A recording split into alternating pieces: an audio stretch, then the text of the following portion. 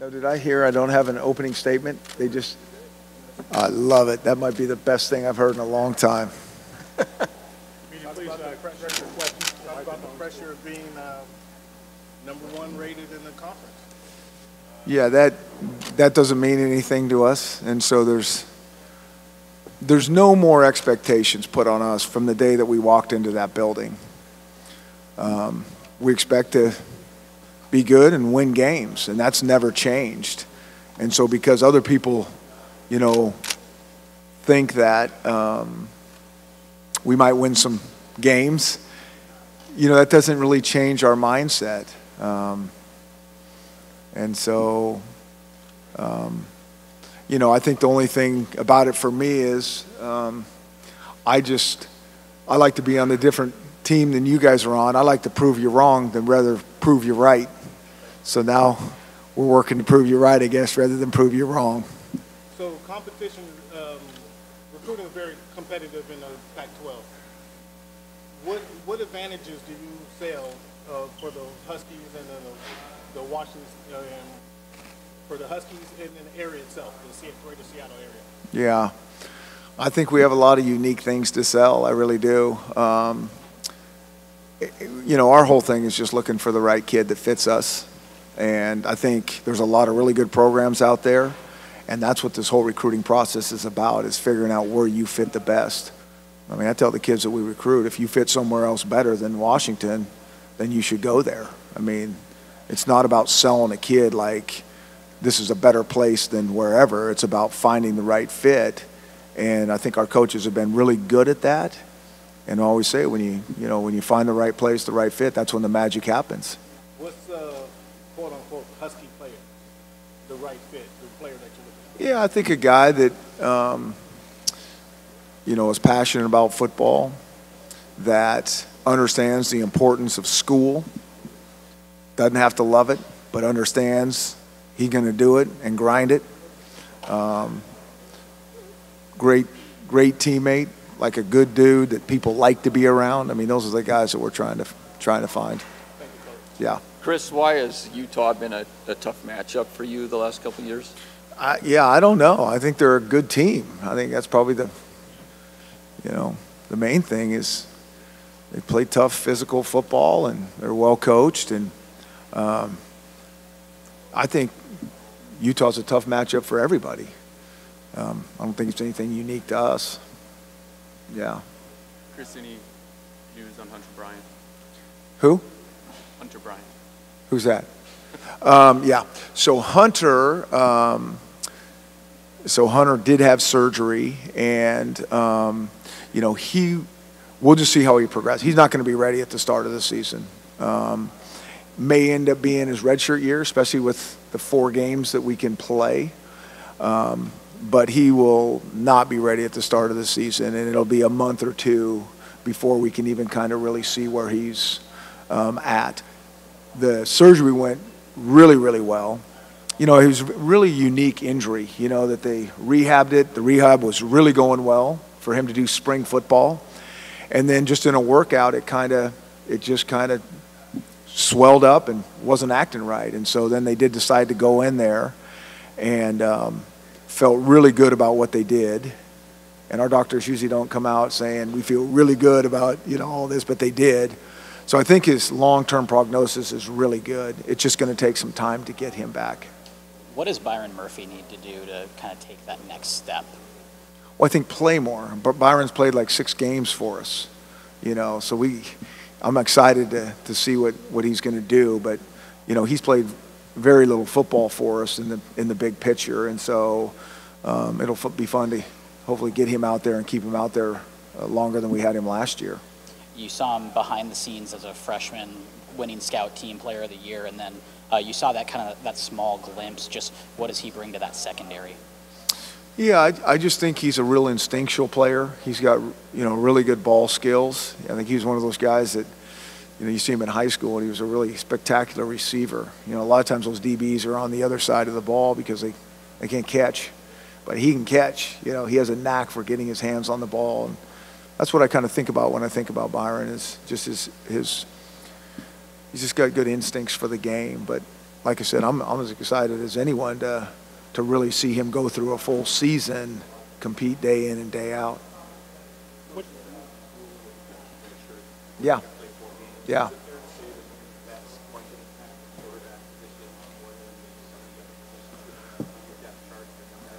I don't know. I haven't thought about it at all like that, like any one position.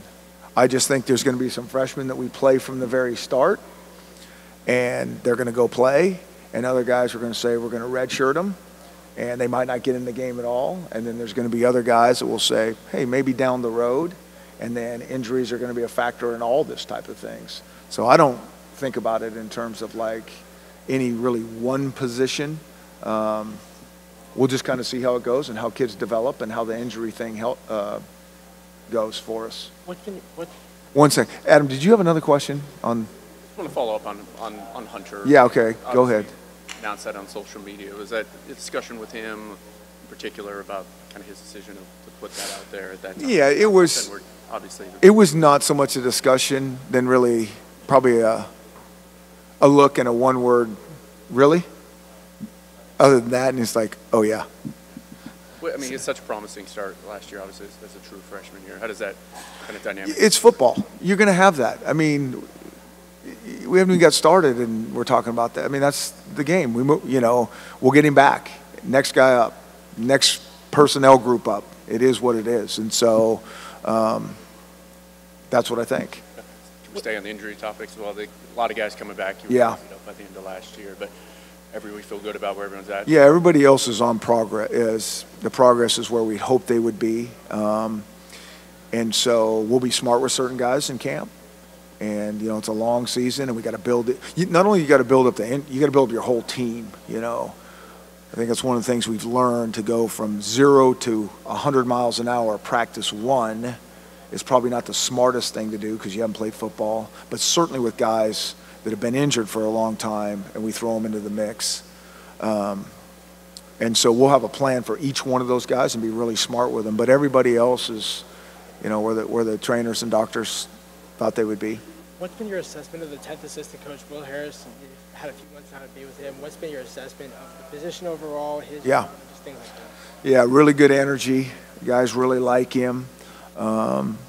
He has good knowledge, and he's learning our kind of system and our way of doing things. But he's, we look for fit in everything that we do, whether we're recruiting players or coaches, and he fits into, what we're doing real well, and he's made good progress in his time, with us.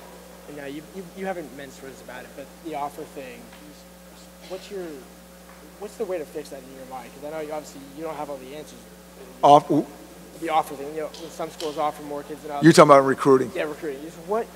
How can you fix that? Is there a way to fix that, and what? I can't worry about what everybody else does. I mean, we can't worry about the style of defense somebody throws at us or how somebody recruits. We just have to recruit our way. I mean, that's what we know. I can't fix the recruiting landscape the way that I think it should be, and so we just, we try to recruit the best way that we know how, that we try to be as honest and upfront with the kids as we can, and do it, our style and our way. And there's a lot of different styles, and there's a lot of ways that work. And you've produced a lot of coaches in your time at Washington, from GAs now to Coach Alexander at Cal and things like that.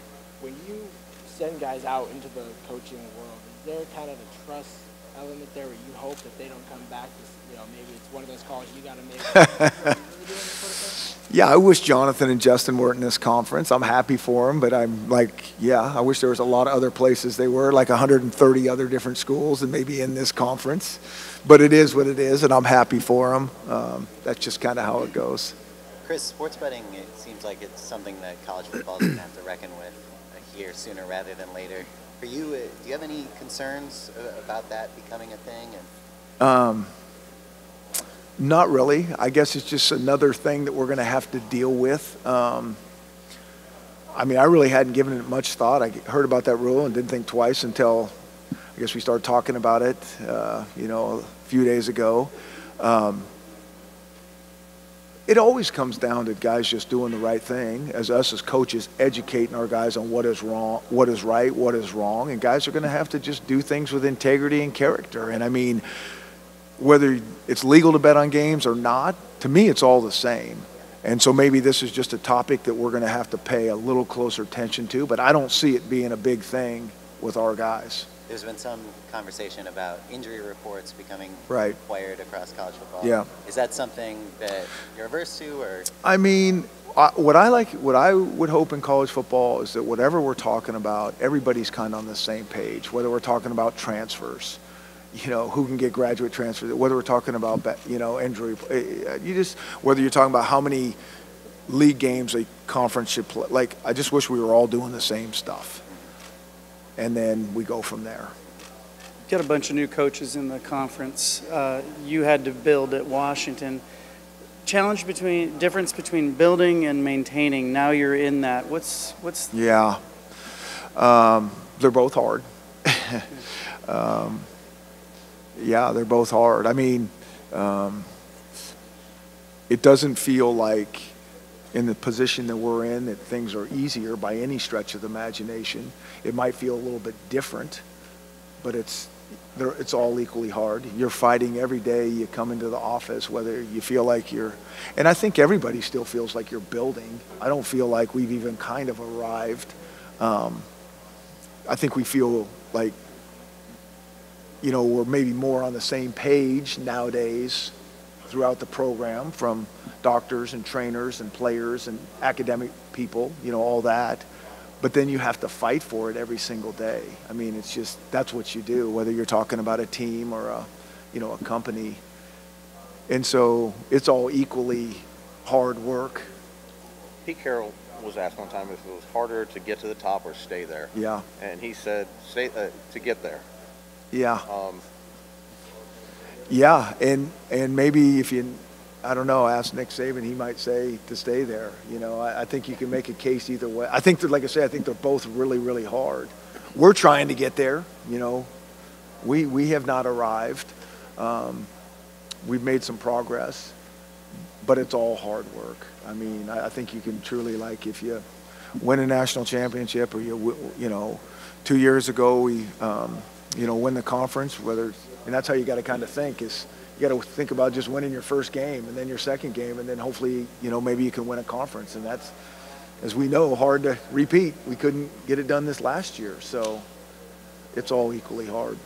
Coach, obviously gives you some more flexibility to play guys, but yeah. How much more extra work is that going to create both preseason and during the season to kind of figure out what your strategy is going to be for those guys?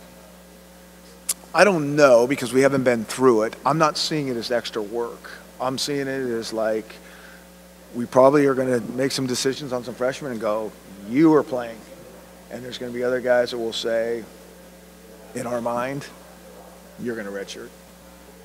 And there'll probably be some other guys that will say, we'll just kind of see how this goes. I mean, that's kind of how we've done it every year anyways, but now we have a little more flexibility that we can actually get them on the field a little bit. So to me, it's comforting, it just really is. It's like we can do what's right for the kids. We're not going to necessarily get ourselves into a situation where, like, your game, whatever it is, 8, and we're like, holy smokes, we need to play this guy. We just don't have the bodies. And so I think it's, I think all coaches are happy with it. You've advocated, obviously, for just 5 years of eligibility. Yeah. Do you see it? I mean, is this a step in that direction, do you think? Do you ever see there being enough consensus around that to go that way? Probably not. I just know how things go. I think everybody's really happy with this. And, maybe they'll look at it and adjust it and say in a couple years, hey, yeah, why wouldn't you just give them 5 years? I mean, if they're ready to play 3 games, they play 3 games. We don't have to, have strategy behind this, like we're going to save them till the end or the first whatever. It's just play them if you need them. I mean, that's just always been my mindset, but I don't know how it'll go in the future. Coach, when did the Auburn matchup materialize, and is that the sort of big intersectional you and your AD are going to look to get into in future years? I don't know when I can't even, the scheduling is so handful of years out that I don't know when that came about. And I think all coaches and ADs are paying attention to, like, what's the right, what's the right mix. Yeah, and so I don't think there's a one right way, and I think the scheduling thing, as we all know, is really important. I think about even how your schedule falls during the season. Like, you're going to play these teams, but who has a bye in front of you? How many times you're on the road and you play that team that has a bye? Like, that is like hugely underrated. That happened to us last year. We played a couple emotional games, and then we went to Arizona State and they had a bye before us. And all that stuff matters. It all adds up. Do the guys have an extra pep in the step going into the season? Who? Your guys, just with the Auburn game. Obviously, you've had high-profile games on the road to start last year, but this one, obviously, it's going to be a ranked team in SEC country. Do they have an extra pep in their step coming in? I think our guys are always excited to play. They know how good Auburn is. They're not dumb. They've seen tape. But this whole thing about having extra, like, are we going to coach harder now? Because that doesn't make sense. You're always preparing as hard as you can. You're always super excited. The players are super excited to play that first game. So it doesn't seem that different. Like, do we know the type of opponent and that you're going to not be able to make nearly as many mistakes? Yeah. But the preparation isn't going to be different. Gotcha. That game's been kind of hailed as a tone setter, not just for you, but for the Pac-12. Mm-hmm. That's kind of a fair assessment. It doesn't matter if it's fair or not. And I don't think it really, I don't think one game determines anything. We're talking about one game. So if we won that game and lost all the rest, that's going to make us like we're good, it's going to be the whole body of work. It's going to be the league, how they do in the bowls. It's just, I know everybody wants to put it all about this one thing, that the Pac-12 is either good or not on one game. That's totally unrealistic. So I don't look at it like that. Coach, into an early signing period now. Do you like it? Do you dislike it? What are the things? We seem to have liked it. We had most of our guys signed in that early signing period, and so it kind of worked pretty good for us. I think everybody's kind of figuring out the spring visit thing. The problem with that is like, it just seems like it's pushing everything early. Like, we're pushing, the NCAA and we as are pushing things earlier in recruiting. And I think every coach would say earlier is not better. So what are we doing? We're working against ourselves, but it is what it is, and so you adapt and adjust. Coach Jake going into his fourth year, going into his senior year. Yep. Great leader, seems to know the playbook inside and out. If he's going to take the next step, what does he need to do to take that next step? I think for all these guys that played a lot for any player that's really going to be that elite, it's always about consistency. Jake plays really good football, and he's going to play good football, but to be that elite player, I think when you think about an elite person, it's just one of the things that would jump out at them is they're just so consistent in their behavior and what they do. Well, it's no different for like an elite player. You're not going to bait them into making bad decisions and bad plays. And so I say those words, but those are very difficult words to get done at that position, the most difficult position in all the sports, in my opinion, where the game's continually changing and they're throwing different wrinkles at you, and you're dependent on so many guys around you to not, somebody else, cover for somebody else that might do something wrong like that. You just made a great decision that might not look like a great decision to the people in the stands. And so it comes back to consistency of decision making. You happy with your offensive line right now? Love them that we haven't played one snap of football. They look great. Who are some guys that didn't play last year or who weren't on the team last year that you expect to make an impact this year? Yeah, I need my list in front of me. We had a small crew redshirt last year. I think there was about 9 guys in the class that redshirt. The rest played, so there was about 5 or 7 guys that played. So it's kind of a unique class that redshirted. But I think some of those guys that did redshirt, we're anxious to get a couple of those receivers going. There's a couple of linebackers in there. The linemen, the O-line that we redshirted, the O-line as well. So I think all those kids all have a chance to do something for us. And then, and then that's the beauty of college football. You always have these guys that are in kind of smaller roles, that their roles are going to increase. Now that Vita's gone, some of those D linemen, we'll see who emerges. And there's been a lot of talk about our receiver crew that I'm actually excited about. I mean, those kids have worked really hard. That group has had a very good offseason of grinding and getting better and kind of on a mission. And so don't know exactly what the combination will look like, but I think that's a group that I'm excited to see go play. Coach, you played for Coach Soker. Yes. And I look back and that string of conference championships, Yeah. that's like the Joe DiMaggio record. That's right. Looking back, what was it that rubbed off to you think, that helped in your career? Yeah, the main thing is just really the whole vibe and demeanor, the vibe of the program and the demeanor of the coaches in terms of how they coached us. One, they were unbelievable teachers of football. I mean, it was finally the first time that football really started to, make sense. In kind of a complicated, system. And just, they were really unbelievable people in terms of how they treated us, how they spoke to us. I don't ever remember nobody ever was in kids' faces or yelling at kids or if there was yelling on the field, it was all out of excitement and having fun. And that was just always so unique that I had never experienced or seen that before. And to a man, they were like that at Davis. And, that sets a cool foundation for you moving forward, whether you coach or not. But it's a good experience for all of us that were involved with that. How different is the program going into this opener in Atlanta versus where it was 2 years ago, going into that playoff game against Alabama? Yeah, that's a good question. I think that's to be determined. I thought you were going to say 5 years ago, your first game opening, which, feels a lot different, just guys on the same page. But, that's different because that was at the end of season. A team had gone through a lot of things and played a lot of good football. This team has played no good football, no football. And so to come out. All right, we'll give Washington another minute here, so start wrapping somebody it up. That caliber right away, that the margin for error is minuscule, will be a different challenge than we've had. How about the program itself, though, just in terms of maybe off the field support and all that?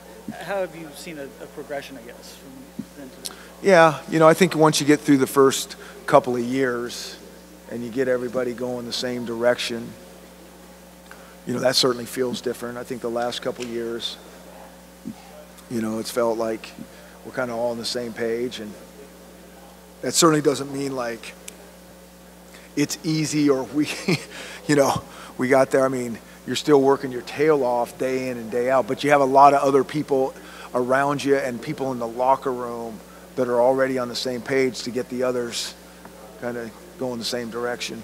You brought up 5 years ago. This is the third straight school that you've spent at least 5 years at. What sort of advantages has that stability afforded you as a coach in a notoriously tumultuous industry? Yeah, I think that, that's one of the negatives of the world that we live in, the business that we're in. It is so unpredictable and, very unstable. And, one of the things that I've been fortunate to be around is stable programs for the most part. I mean, I think that's one of the things the kids appreciate for the most part, that even in the recruiting game, they can look to us and look at the track record and, feel like there's going to be some stability, around there. And I think that's what everybody wants. All right, that'll conclude this session with Washington. Bias is real. Do you feel the East Coast bias? Washington SID staff. Rather than just say the East Coast bias, because it sounds like you're pointing fingers. Student athletes, Jeff Bechtold and Brian Tom will be able to assist you with additional one-on-one opportunities during lunch. It's the time, and there's no question there is. Just the nature of when we're playing our games, and it's so late back there. I mean, you talk to any of the people that are back there, they will tell you, yeah, that is hard to pay attention to what's going out there day in and day out. 10:30 start is tough. Yeah. Okay, guys.